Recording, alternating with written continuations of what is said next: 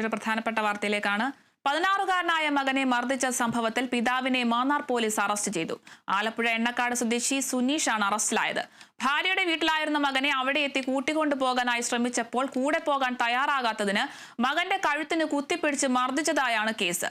പരിക്കേറ്റ 16-കാരൻ മാവേലിക്കര ജില്ലാ ആശുപത്രിയിൽ ചികിത്സ തേടി. തുടർന്ന് മാതാവ് പോലീസിൽ പരാതി നൽകിയതിന്റെ അടിസ്ഥാനത്തിലാണ് പ്രതിയെ അറസ്റ്റ് ചെയ്തത്.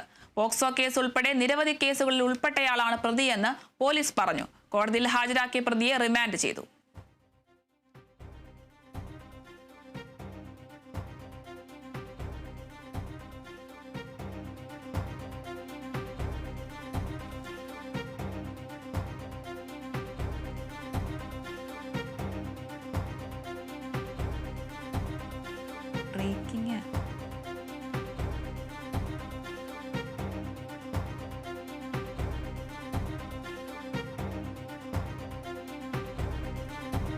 സംഭവത്തിൽ പിതാവിനെ മാന്നാർ പോലീസ് അറസ്റ്റ് ചെയ്തു. ആലപ്പുഴ എണ്ണക്കാട് സ്വദേശി സുനീഷാണ് അറസ്റ്റിലായിരിക്കുന്നത്. ഭാര്യയുടെ വീട്ടിലായിരുന്ന മകനെ അവിടെ എത്തി കൂട്ടിക്കൊണ്ടുപോകാനായി ശ്രമിച്ചപ്പോൾ കൂടെ പോകാൻ തയ്യാറാകാത്തതിന് മകന്റെ കഴുത്തിൽ കുത്തിപ്പിടിച്ച് മർദ്ദിച്ചതായാണ് കേസ്. പരിക്കേറ്റ 16-കാരൻ മാവേലിക്കര ജില്ലാ ആശുപത്രിയിൽ ചികിത്സ തേടിയിട്ടുണ്ട്.